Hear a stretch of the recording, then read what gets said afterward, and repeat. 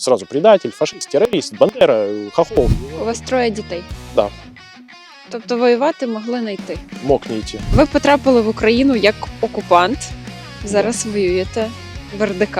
Да. А вот ваш сын, оказывается, вот пошел на сторону противника. І тут питання, чому ж пішли воювати, якщо було хороше життя? Вот на том берегу там польские наемники, 8 вертолетов, 10, 20, 500 вертолетов. Всі полонені, які потрапляють, розказують, що я там зброю в руки не брав, не стріляв, не вбивав. Ну нас, говорю, точно налюбили, говорю, надо уходить отсюда.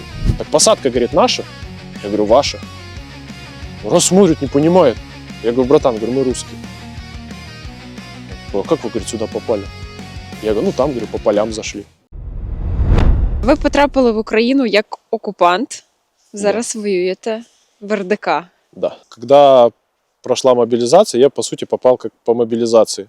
В первых рядах, потому что в свое время проходил срочную службу на должностях механика-водителя боевых машин, а подразделение в целом было это воздушно-десантные войска. И понятное дело, как бы это там же считается элитой, ты, соответственно, попадаешь в первых рядах туда. Абсолютно, вот 100% попадешь. А воевать изначально вообще никакого желания не было. Ну, по крайней мере, на той стороне. Было просто желание узнать, что на самом деле происходит. Глупое, идиотическое, но оно было. Потому что окружение, все, с которым я общался, оно все вот, они пропутинские, за правительство. И все мне всегда говорили одно и то же. Тебя там не было, ты там вот не бывал, ты не знаешь, как оно есть на самом деле.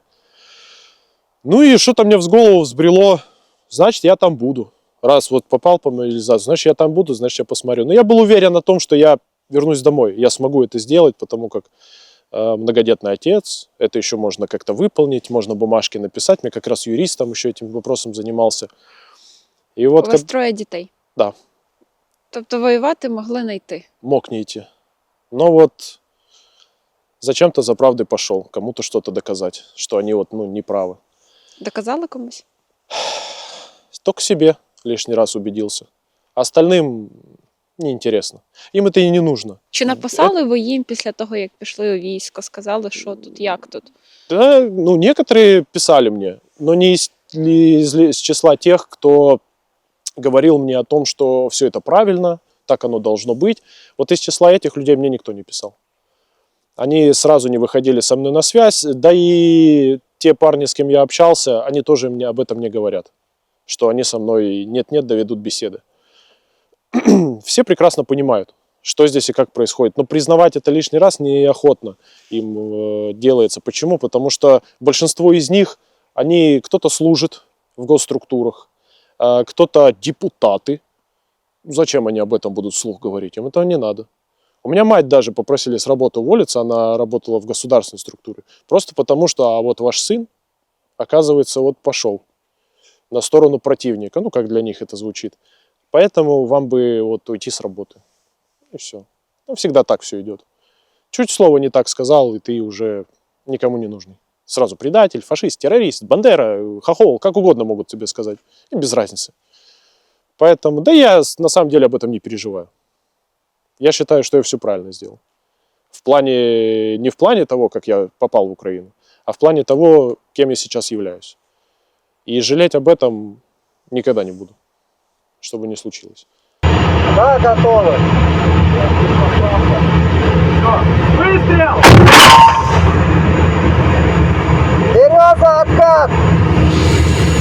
А на чому ви працюєте? Це не одна техніка. А сейчас? Да. Ну, лично я. Так, особисто ви. Лично я работаю только сейчас на танке. Я там оператор-наводчик, тот самый человек, который отправляет посылки на ту сторону. Куди ви потрапили далі? Які завдання виконували? Я попал в 83-ю отдельную десантно-штурмовую бригаду Уссурийская. Привезли нас 2 самолетами в Джанкой. Там выгрузили на грузовики, доехали до Пятихатки село, это под Армянском, насколько я помню. И все, из нас формировали новую роту. Потому что роты не было, взяли только мобилизованных, какое-то там количество маленькое контрактников. Ни техники, ничего нет. Мы занимались там какой-то фигней. Мы ходили по территории, как будто бы охраняли ее днем и ночью. Какие-то прилеты были. Там был один единственный момент, когда я подумал, что, может быть, я неправильно думаю, может, все-таки что-то хорошее делаем. Это Почему? когда от администрации, той нынешней села, запросили солдат. Мы подходим, привезли уголь. И мы этот уголь раздавали гражданам, ну, которым нечем было отапливать дома. Хотя все газифицировано, но, скорее всего, он был уже отключен на тот момент, газ. И я такой подумал, блин, вроде доброе дело делаем. Может, я что-то неправильно думаю, может, у меня какая-то мысль в голове действительно закралась не та.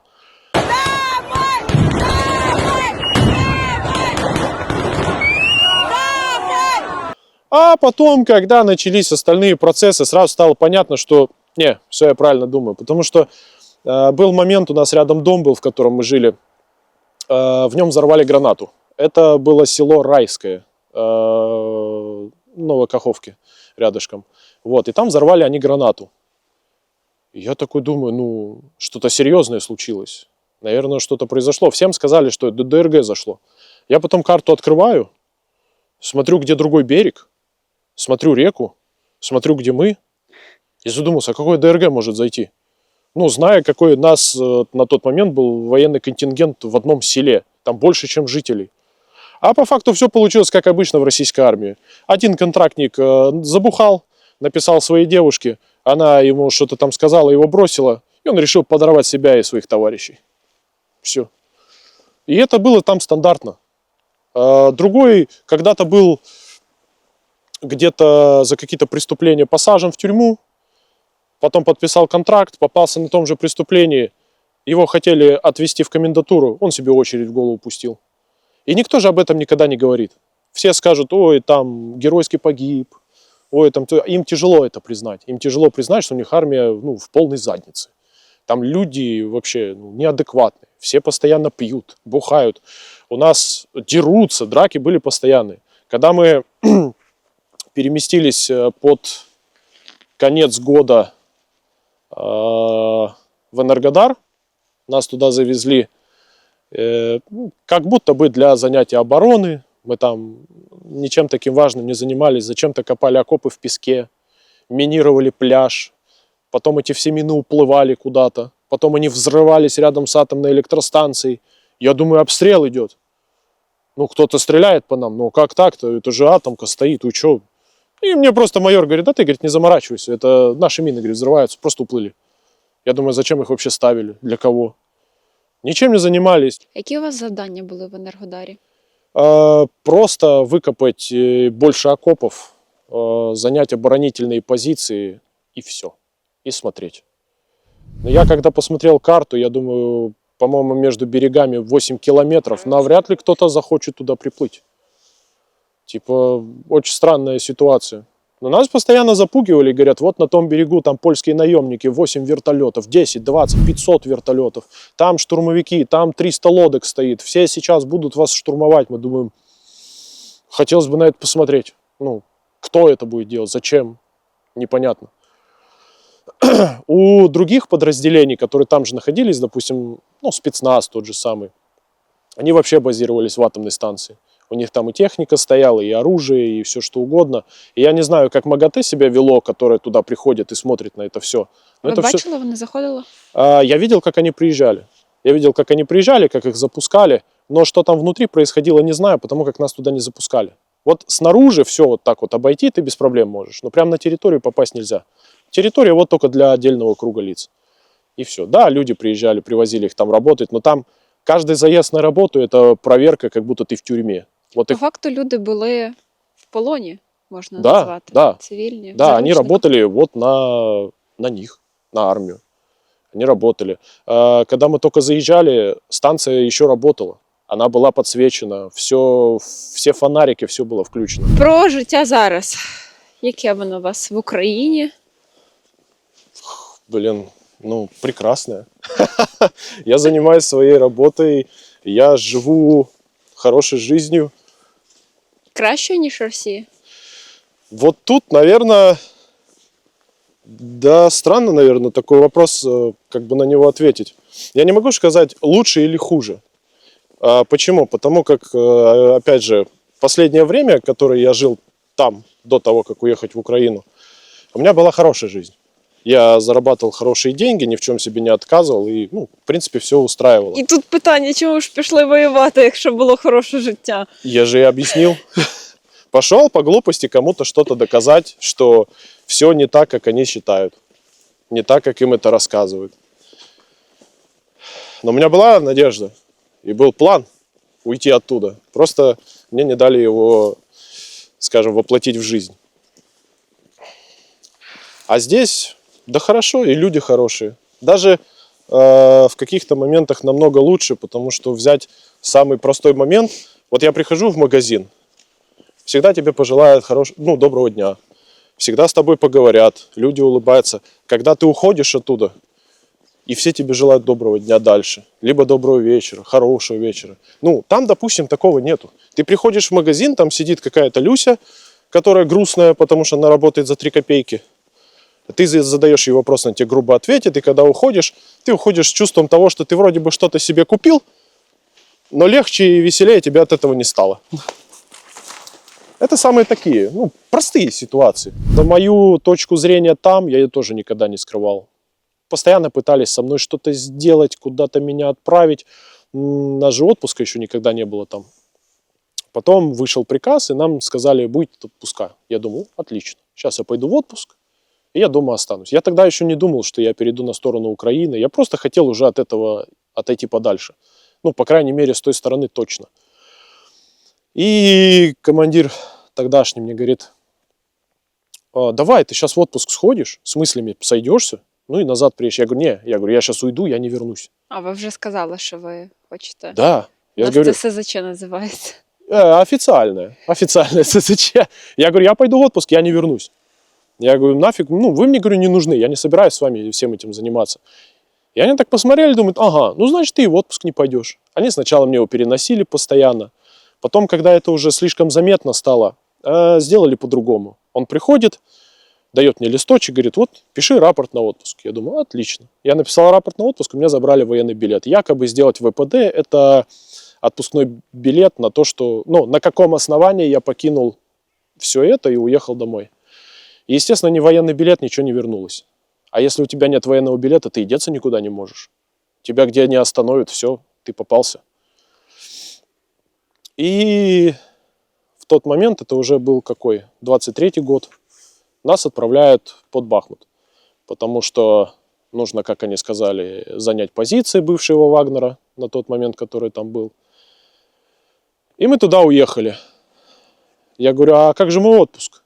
Он говорит, ой, там же второй там парень, он же сейчас в отпуске. Ну, вот придет, ты пойдешь в отпуск. Ну, ладно. Приехали мы, значит, на линию Вагнера, какой-то момент там постояли. Они отправили 2 взвода на работу, на Клещеевку. Получили грандиозных люлей. Сбежали с позиции, прям сбежали. И остался один целый наш взвод.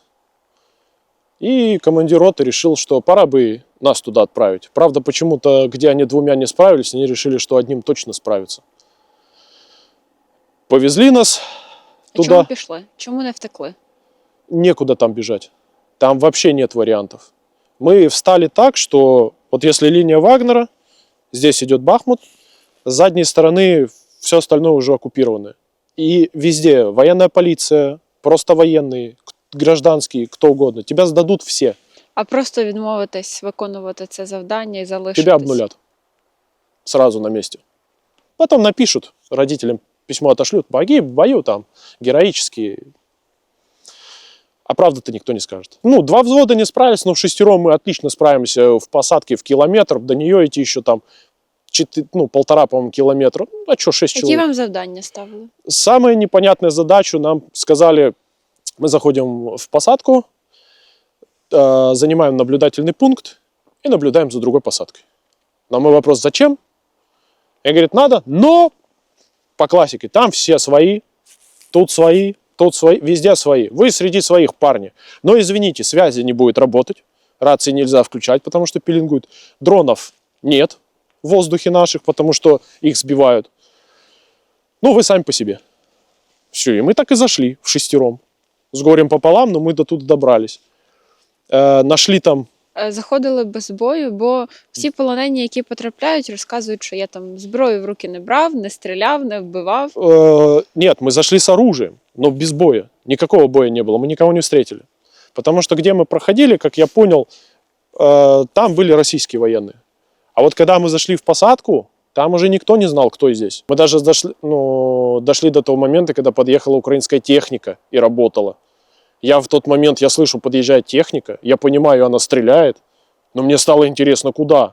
Я закурил сигарету, вышел из лесополосы, вот так смотрю на него, он стоит, стреляет. Ну, я уже понял, куда, и я не понимаю, а как так-то? Я возвращаюсь назад и говорю: Сань, ну там техника работает, надо что-то с этим делать. Он запрос сделал по радейке, они говорят: а вы можете ее уничтожить? Те такие: ну да, ну уничтожьте. Естественно, у нас нечем было ее уничтожить, потому что гранатометчик со своим помощником, пока мы шли всю дорогу, выкинул и гранатомет, и выстрелы. Потому что тяжело. Просто тяжело идти. И я сижу, я ему говорю: ну нас, говорю, точно налюбили, говорю, надо уходить отсюда. Не вариант. А нам обещали, что нам приведут 2 остальных отделения со взвода, их нужно где-то расположить. Я возвращаюсь обратно на наблюдательный пункт. І Да. весь цей час не було ніяких стрілецьких боїв. Вообще ничего не было. Просто ничего. Да, что-то где-то как-то там прилетал какой-то мина, снарядик, но чтобы стрельбы ничего не было.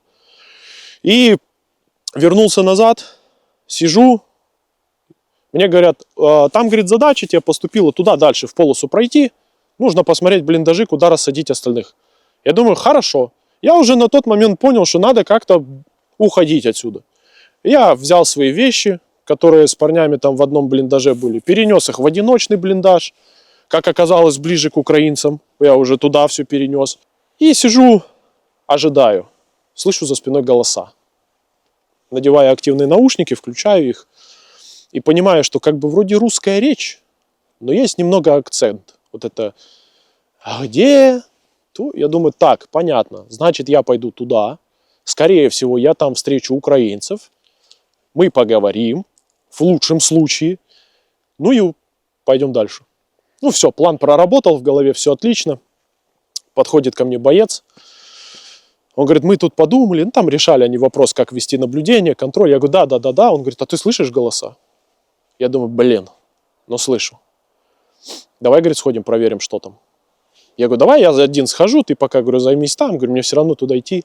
И вот он до последнего сидел со мной рядом. А ви хотіли сам здатись в полон? Я хотел уже идти, все. Потому что я же все унес. Я унес ближе к украинцам броню, рюкзаки, все, что можно было. Все там было. Я просто сидел в каске, так, рядом автомат на всякий случай. И он говорит: пошли, надо проверить. Я думаю, ну ты зараза. Ну пойдем, погнали.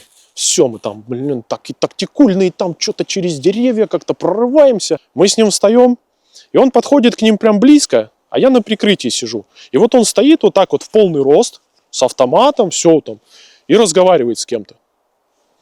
Я смотрю на эту картину, думаю, очень странный момент.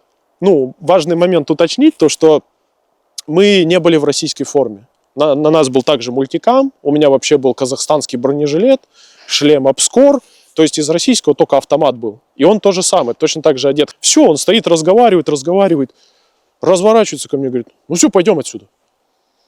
Я так говорю: в смысле, свои, что ли? Он говорит: ну да. Я думаю, да не может быть. Я встаю вот так вот, 2 шага только делаю, и слышу голос такой со спины: хлопцы, а шо без повязок? У меня так раз сразу в голове. Ага, я понял. Разворачиваюсь, выходит парень. Надеюсь, кстати, с ним все хорошо, вообще классный пацан.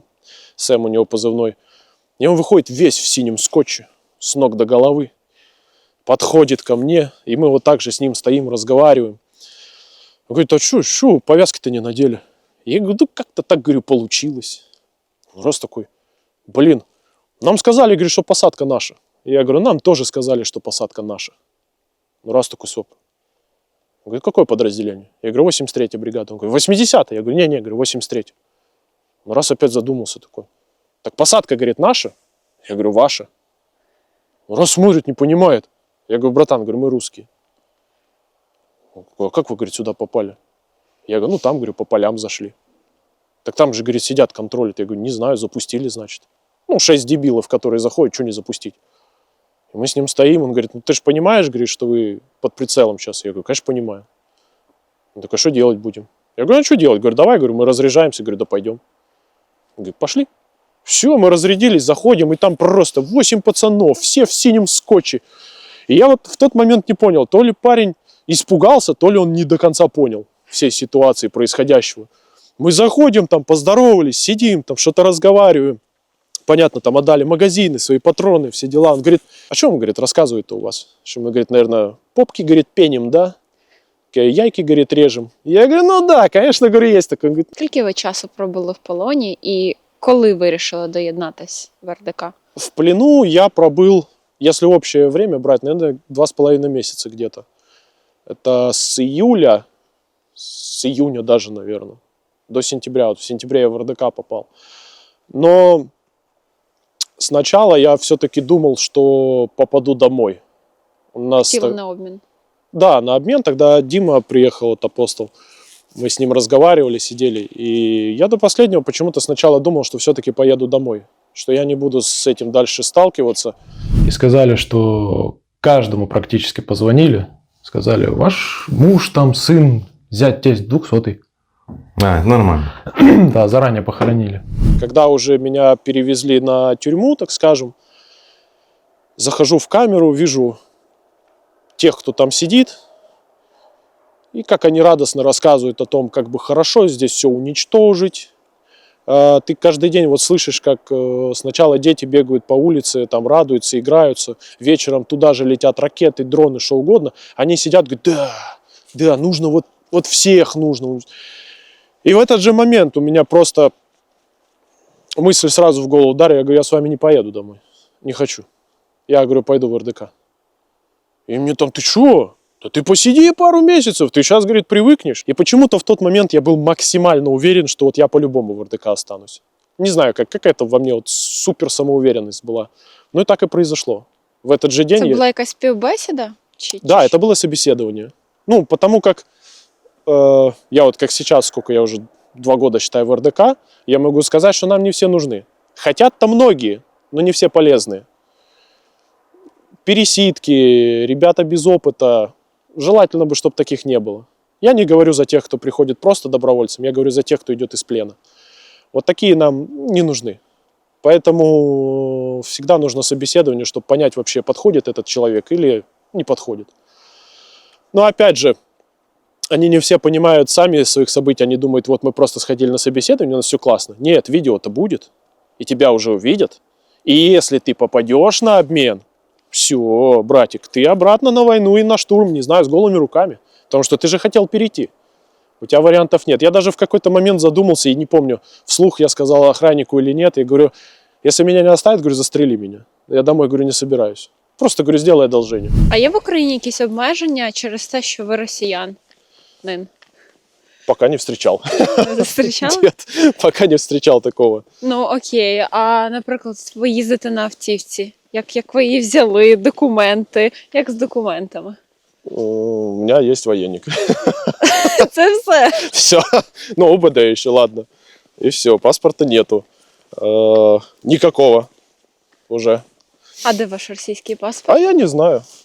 Когда уходил с парнями, не отдал его, и все, и до свидания. Где этот паспорт, я даже предположения не имею. Уходили з парнями, це на російській стороні? Нет, это, насколько я помню, 80-я бригада, кто выводил меня. Тобто ті, хто взяли вас в полон, Да. забрали. Поэтому, ну, а машина что? Ну, захочешь в объявление, хочу купить машину. Есть просто моменты, когда люди продают по техпаспорту машины. Это когда не требуется переоформление и все остальное. И все, и вот так вот договариваешься, ты деньги, тебе товар. И дальше двигаешься уже как тебе интересно. Быстро, медленно, ну, естественно, не нарушая правила. А чи зупиняли поліцейські? Да, неоднократно. І як вони реагували? Э, Просять документи, що далі? Ну, Що я росіянин? я даю военный билет, если там просят техпаспорт, даю на машину. И когда уходит вопрос дальше, там про права, либо что-то еще, ну, начинается уже тут и разговор о том, что, простите, ну, прав пока нет. Говорит, а почему? Ну и начинаешь объяснять ситуацию, что не гражданин Украины, другой страны, они говорят, а какой? Я говорю, я русский. Они раз так. А что вы тут делаете? Я говорю, воюю. Раз. У меня, говорит, такое впервые. Я говорю, ничего, все бывает первый раз. Ну и в целом, да, нормально относятся. Да, просят, конечно, чтобы... І далі вас відпускають? Да. Да, ну, предупреждения, конечно, дают о том, что нельзя ездить без прав, это будет штрафоваться. Ну, але ж ви їх не можете навіть Не можу. повчитись, бо у вас немає Да, паспорта. да, вот, к сожалению, не могу. Может быть, когда-нибудь это получится сделать, но, увы, не сейчас. Хотіли б український паспорт? Не могу как-то однозначно ответить на этот вопрос, потому что я воюю не просто за паспорт, не за медали, которые получаем, а за свободу в целом, как Украины и украинского народа, так и в дальнейшем, я надеюсь, корпус пойдет дальше, и мы освободим уже и свою родину. Если Хочете он... назад в Росію? Ну, конечно, там же тоже надо дела доделать. А так, если будет гражданство, хорошо. Если не будет, ничего, будем дальше так работать, как есть. Но, наверное, я бы хотел остаться в Украине. Наверное, все-таки да.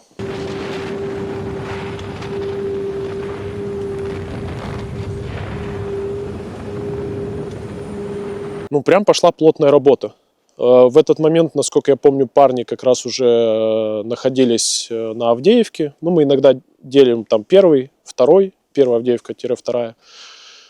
И на следующий проходит Новый год, и на следующий год мы стартуем, февраль получается, сразу же на Авдеевку.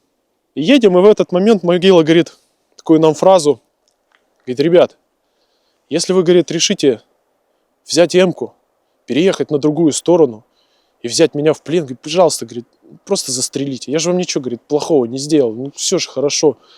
А мы смотрим на него и думаем, ну почему ты решил это сказать? Нам сразу тоже сказали никому не говорить о том, что мы бывшие военнопленные, потому как напряженная ситуация. 2 суток практически без перерыва ездили, потому что единственный перерыв был это на 2 часа. Меня отвезли они поспать, потом поднимают, говорят, надо ехать опять работать. Постоянно ты едешь, кабы горят, ну, горят здания, взрываются кабы, прям, ну, некоторые даже рядом совсем. То есть машину аж начинала шатать, сам там ветром получаешь по лицу.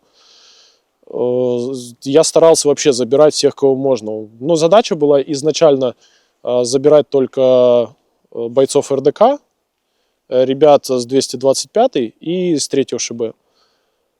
А я, ну, как-то не знаю, мне совесть не позволила, что ли. Я старался забирать вообще всех, кого только можно. Один раз подбили машину одну, я ее потом поменял, взял другую. И единственный момент из смешного, наверное, у Могилы есть такая привычка. Вот когда на направлении все спокойно, более или менее, он всегда говорит, так, там все жестко, там обстрелы, нужно серьезно относиться к делу. А когда наоборот, там все жестко, он тебе говорит, да там по лайту, все хорошо. Вот я когда попал первый раз, там Ласточка село, я попал под обстрел, выкатился оттуда. И мне нужно вечером опять ехать, сделать то же самое. Я говорю, как там обстановка? Он говорит, там не так, как было утром. Я говорю, хорошо. Я еду, ночь, все сверкает, все стреляет. Я выключаю фары, включил там налобный фонарик красным светом, приезжаю туда на точку. И мы сидим, ждем парней. Долго нету. Смотрим, дроны летят. Меня коллега спрашивает, говорит, а наш дрон? Я говорю, смотри, как нагло с фонарем летит, по-любому наш. И тут же по полю, где мы проехались, 2 FPV, ну, просто влетает. Он говорит, походу не наши. Я говорю, согласен. Что будем делать? Он говорит, пойдем в кустиках полежим. Мы уходим, и там такой ад начинается. Там просто зависает птичка над нами, долбит минометом бедную машину, пытается разнести ее в клочья. Со всех сторон стрельба, у него там включается планшет. Ну, мы, наверное, полчаса где-то лежали. И вот в чем смех-то с Могилой, когда он говорит одно, а происходит по-другому. Я к нему прихожу потом, когда мы уже вырвались оттуда, выехали, забрали всех. Я приезжаю, я говорю, ты, говорю, хоть сказал, ну, что там такое? Он говорит, ну я же тебе сказал, там не так, как было утром. А остальное это уже дело техники. И это прям самый такой, наверное, за все время, ну, единственный выезд, где я прям, ну, очень много различных эмоций испытал. Как хороших, так и плохих, потому как были даже моменты, когда я привожу парней, и он чуть ли не со слезами на глазах говорит мне спасибо за то, что я его вывез. А ты на него смотришь и думаешь, блин, а когда-то ведь я заехал с другой стороны. А сейчас я вот этим занимаюсь. Ну и как-то все пошло-поехало. У вас дружина, дівчина українка. Як так сталося? Як ви познайомились? Ну, как бы так объяснить. Пошел я как-то раз подстричься, а там красивая девушка. Я думаю, надо бы познакомиться. Познакомились, разговорились, у нее там была какая-то проблема дома с электрикой. Я думаю, ну что я не мужчина, что ли, я же надо помочь. Пришел помочь и как-то так сильно заобщались, что аж начали и жить вместе. Помогли. Ну, бывает и такое. А як вона відреагувала на те, що ви росіянин? Да, знаете, как, наверное, и многие. Главное не происхождение, а за кого ты. Ну, как-то так. Потому что я сам, я стараюсь не скрывать этого. А смысл? Если я русский. А какой смысл мне это скрывать? И этот момент я сразу уточняю, потому что, многие люди могут по-разному отреагировать. Кто-то может отреагировать так, что лояльные будут, кто-то, наоборот, негативно. Поэтому я всегда уточняю этот момент, и получилось так, что отреагировали очень даже лояльно. Никаких особых претензий. Иногда даже помогает учить украинский язык. Но пока у меня это очень плохо получается. Боже, чи могли б уявити, що так закрутиться життя, ви опинитесь в Україні, матимете дівчину, дружину? Я б, якби мені сказали в 22-му році, що я буду ось так ходити з росіянином, говорити, я б тут покрутила біля виска, сказала, вони нормальні. Точно и так же я не мог себе этого представить. Я когда-то в свое время хотел сюда попасть, еще к родственникам.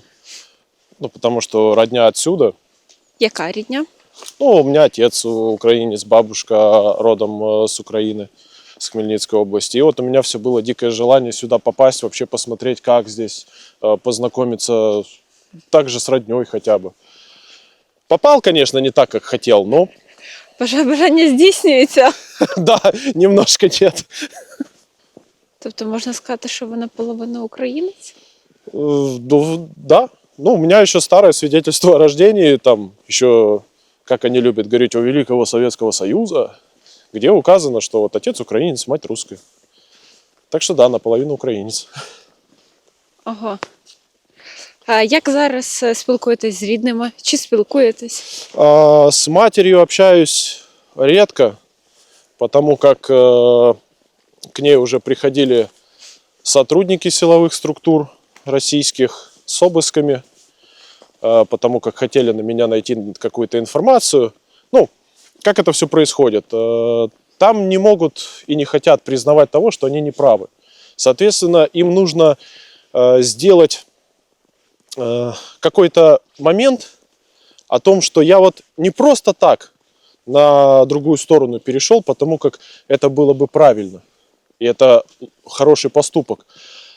А написали, потому что я скинхед, националист, околофутбольщик. Чего, конечно, я даже и в помине не знал. Как я знал их, но с этим не сталкивался. И исходя из своих националистических взглядов, я перешел на сторону Украины и вступил в русский добровольческий корпус. Чи спілкуєтесь з вашими дітьми? К сожалению, не со всеми. Периодически мне только одного самого младшего могут скинуть там видео, фотографии, как он себя ведет, там где-то гуляется, играется. Прям такого общения нет. Це у вас 3 дітей від 3 різних жінок. Да. Я уточню просто. Там тяжелая ситуация сложилась так. Было дело, что поделаешь. А вони всі знають, де ви? Чи дехто навіть загалом не знає? Да, скорее всего, все знают. Да, и я... А это в камеру можно? Так, кажіть. Где? Какая с ним? Туди. Вооруженные силы Российской Федерации, я выражаю вам особую благодарность, что вы еще моим детям начисляете алименты, вы им оплачиваете их жизнь. Спасибо большое от меня от всего сердца. Серьезно, они до сих пор платят. То есть я не скрываюсь, я всегда показан. Я лица не скрываю. Я не тот человек, который будет стесняться этого и своего решения. Я стараюсь быть на виду, я стараюсь сделать так, чтобы они понимали, что вот он, я реальный человек. Не какой-то, как они там говорят, этот на картинке, этого там придумали. Вот он, я есть. Все знают, все понимают. Но официально меня еще не признали. И они платят. Вот пускай платят. Своего рода я даже сейчас на них, получается, наживаюсь, что ли. Знаєте, що я ще хотіла? Зараз. Давайте зупинимося. Зараз. Ага. Ну, ви її знаєте, це ваша пісня. Да. Пісня «Я повернусь» називається. Так, Про що вона? Куди повернетесь? к своей девушке. Це ви тут в Україні вже Да. писали? Да. Українською мовою? Да. Как раз, по-моему, на Покровском направлении были в тот момент. Потому что там достаточно было жарко, и почему-то мне в голову пришла мысль о том, что надо бы написать песню, надо хоть как-то еще о себе память оставить, чтобы было хорошо. Мне, по крайней мере, на душе. Вот. И да, написал. Якби довелося зустрітися з вашими побратимами, якими були тоді в Росії, чи хотіли б ви цього? Як би діяли? Я бы с ним не разговаривал, я просто выполнял свою работу. Просто бы уничтожал противника и все. Нет смысла с ними разговаривать.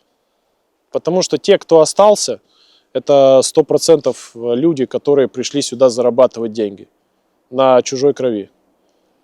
С ними не надо разговаривать. Я очень хочу с начала вот того самого момента, как я начал воевать за Украину, я очень хочу встретить свое какое-нибудь старое подразделение. Я хочу увидеть своего командира роты прошлого. Наверное, каналы не пронесут. Я хочу вот прям сначала бы спросить, почему вот он меня не домой отправил, а почему он отправил меня умирать. Просто из-за моей точки зрения. Просто потому, что я с ними не согласен. А потом привязать его к дереву и выстрелить с танка. Можно в упор. Было бы прям шикарно. Не знаю, я бы, наверное, хорошие эмоции испытал. А якби потрапили в російський полон, чи пішли б воювати? У нас нет. Я бы и не пошел воевать, и в плен бы точно не попал. Уж точно не туда. Потому как у нас в корпусе никто в плен не сдается. Либо ты погибаешь. Все. Третьего пути у тебя не будет. Ви це якось обговорюєте, чи це кожен прийняв для себе рішення? Это каждый принял для себя решение. Мы все прекрасно понимаем о том, что если мы выбрали этот путь, то назад дороги нет. И обратного билета нет. И ты нигде его никогда не приобретешь. И даже если ты у себя там в голове подумал, а вот я сейчас приду на ту сторону обратно, и у меня все будет хорошо, меня примут как надо, нет. Тебя никто не примет как надо. Мы же для них предатели, террористы. Иного мышления у них не будет. Чи хотіли б з'їздити в Росію, побачити, як там? А я заеду. Еще раз на танчике, но заеду. По-другому как-то уже неинтересно.